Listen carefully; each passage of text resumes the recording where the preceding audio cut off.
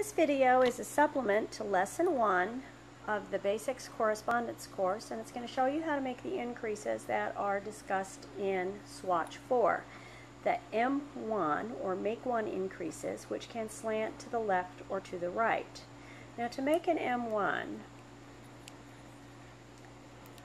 you use the strand between stitches and you put it on your needle. Now if I just knit into that strand, it's going to leave a hole. And there are times you might want to use this, but for the increases in this swatch, you do not want to make the open version. You want to make the closed version. And the closed versions can slant either towards the right or the left.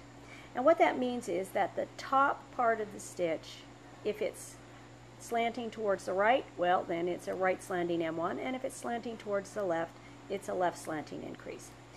To make the right slanting increase, I lift the strand onto my needle so that the part closest to the stitch on the left is on the top. Notice that the part of the strand closest to the stitch on the right is in back. And to make the increase, I kind of manipulate it so that I twist the stitch and I knit through it. Now if you look, notice that this strand is on the top, the strand coming from the left towards the right. So it is a right slanting M1. Now to make the left slanting, I put the yarn on in the opposite direction. I have the strand that is coming from the right on the top, and the strand closest to the stitch on the left is behind. And to make this increase, I kind of have to use my fingers to twist it around, and I twist it in such a way that I am knitting through the back and I knit it off. And notice that the top part is slanting towards the left. Now this is a very subtle increase, and if I'm using it on a sleeve to make increases, unless you get a magnifying glass or you're using very bulky yarn, you're not going to notice it. But if you want to give your work a more, I don't know, professional look, it's a good idea to use these mirrored increases. Now one of the problems with the M1, because you're using the strand between the stitches, is that you can distort the tension of the surrounding stitches and make them smaller. And with fine yarn, it's probably not all that noticeable, but if I'm making something in a bulky yarn, it might be quite noticeable. So I can kind of do a cheat, but I have to think about it the row before. Let's say that on this row, I know that I am going to be making an M1 2 stitches from the edge. So what I can do is I can make a yarn over at that location.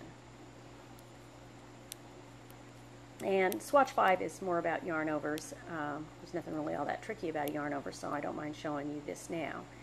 And I knit down to where my next increase is going to be, which is it's going to be between the second and third stitch. I want it to have 2 stitches on either side. So I make a yarn over. Now what I need to do on the next row is to, instead of just knitting that yarn over so that it's an open hole, I knit to the location, and notice that if I knit it now, it's going to be slanting towards the left, so I need to reorient it on my needle. And it's a right slanting increase. And I knit down to where the left slanting one needs to be.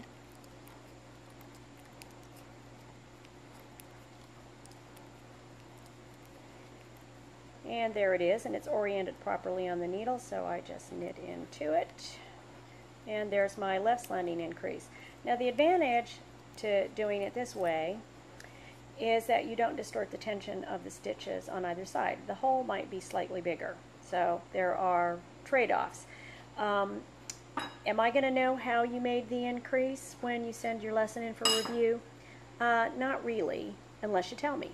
So practice with them both and determine which one will work best for you.